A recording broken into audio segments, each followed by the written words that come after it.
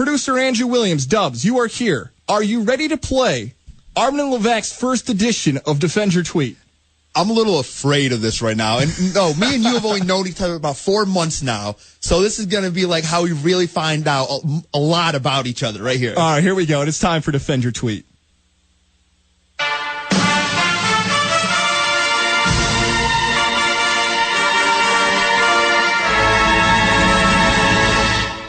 All right, Dubs, you have the first one. I do, and this is coming from Tom Gozlowski at Tom Goz, double Z at the end of that. I can confirm that is my Twitter handle. It's verified. So, yeah. January 16th. Whoa, January 16th. I'm going to be in trouble if you're digging towards January. All right. Oh, I went deep. This is the earliest one. Okay. All right. The senior citizens and I are crushing it at Keno at 1 a.m. Defend my tweet on that. Okay. So, January 16th, this is true. I was out covering Turning Stone boxing. So, when I was working out west, when I was working in Syracuse, they had a lot of events, whether it be ESPN Friday Night Fights, Showbox, whatever.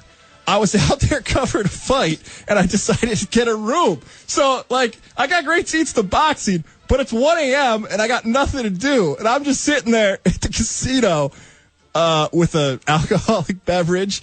And Keno, which if you've been to the casino, absolutely. it's the most boring game at the casino. It literally, all it is senior citizens. And no offense to senior citizens, but there's not a lot of action going on in Keno, man. So I can't even defend that tweet because I did not kill it. I did not do great. I lost money playing Keno. So wasn't killing it at all with the senior citizens. Why not any blackjack? Why didn't you get to the tables at all? I mean, I've been at Turning Stone. I threw a couple dollars around there. There's more than Keno there, baby. I'm on that radio budget, man. That's what I'm on. All right, that's true. I give you that radio then. Budget. All right, I'm going to get after Andrew Williams here, Dubs. Can you confirm your Twitter account is at AW_1045FC? Indeed, that would be me, sir. Okay, that's your Twitter. You tweeted this on August 18th. Oh. That's yesterday. Quote, Eli Manning is delusional. He hasn't warranted even spewing those words. What QB that hasn't made the playoffs in that long gets that? Nope. End quote. Andrew Williams, defend your tweet. Eli Manning has not made the playoffs. It's what, 2012? 2012. 2012. There's no way you could come out. I understand you had 2 Super Bowls. Rich Gannon's got a Super Bowl, man. You cannot come out and say, I deserve the highest amount of money ever in the NFL. You want to be the top paid player of all time in the NFL. I'm sorry. And I know I'm going to get crushed for this right now by the Capital Region. You tweeted it. That's your fault. That is me. And I'm okay with that because it's the truth and that's what I believe. There's no way Eli deserves the most money ever made. Think about that, ever made in the game of football. There you go. That's a good defense. That's your first defense. That's pretty good. Tom Gozlowski, Goz, Andrew Williams in studio with me, filling in for Armin and Levac today on 104.5 The Team and 104.5theteam.com. Playing a new game. Defend your tweet. My Twitter handle at Tom Goz, TOMGOZZ. His Twitter handle at AW_1045FC. You have another one for me, and you are smiling from ear to ear. I cannot imagine what I tweeted now. I love this game. Anybody that knows me knows I love scheming. I mean, this is like my favorite game in the world. And guys, you're a big guy. You played football in college. Yep. You're a manly man. You're grizzly. You got the beard. And then on March 20th, you put a tweet out like this. I can't believe One Direction is going to continue their tour without Zayn. Exclamation mark, exclamation mark. What? Hashtag One Direction. Hashtag hopefully this gets me more followers. I'll own that tweet. There's a few weeks ago, we were out at Saratoga, and Levac was crushing me for being a Justin Bieber fan, a Belieber. Now, here's why I'll defend that tweet.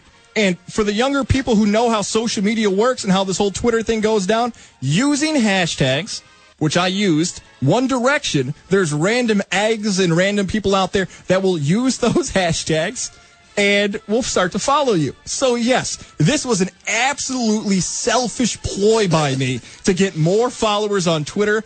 I'm sure Zayn's a talented artist, but there is no doubt in my mind, and I think I responded to somebody who crushed me on Twitter about that. They go, Goss, what are you doing? I go, I'm doing my best to get me some Twitter followers, and if it takes me tweeting about One Direction or anything else on social media, I will sell that out to get me over some followers, man. I'm not mad about that because, I'm the same. I'll do just about anything to get some more followers.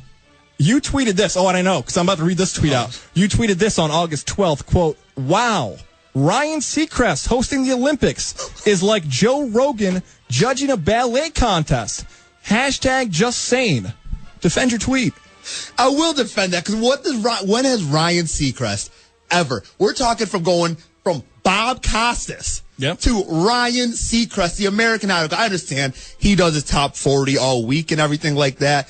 But why is he at the Olympics? I don't want to hear him calling this stuff. I want to hear Bob Costas. I want to hear Dan Patrick. I want to hear these guys that have awards for sports doing sports. I don't want to hear Joe Rogan doing American Idol. I don't want to hear that. Stay in your lane. And if you can, come on, man. Come on. Ryan Seacrest doing the Olympics, people should be furious about this. I'm with you. Now, maybe not to the extent of Joe Rogan calling a ballet contest, but yes, I mean, this is one of the ratings for the Olympics. I understand they're not going to be as high as the NFL, but there is a percentage of the audience that when they look at the Olympics, they say, that's what I'm looking forward to. I want to watch Usain Bolt run. I want to watch this person or that person compete against the best in the world.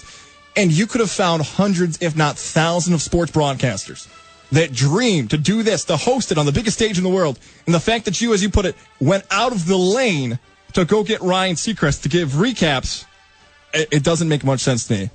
Somebody at NBC should be upset.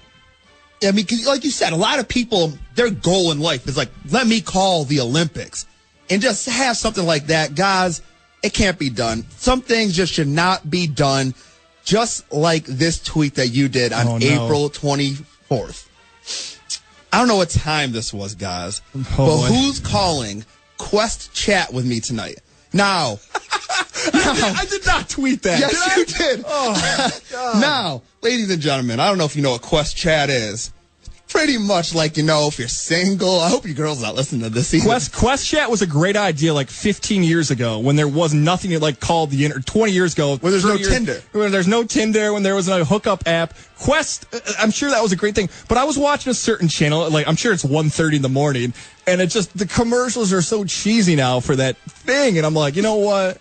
Let's call it. Let's see what's up. Like, what's going on out there? Did you call Quest Chat? No, I did not call Quest Chat. I did not call that site. So I was down. If me and you were like hanging out this weekend, I'll call Quest Chat. I will record it. Maybe we'll get Armin Levesque to play it on the air.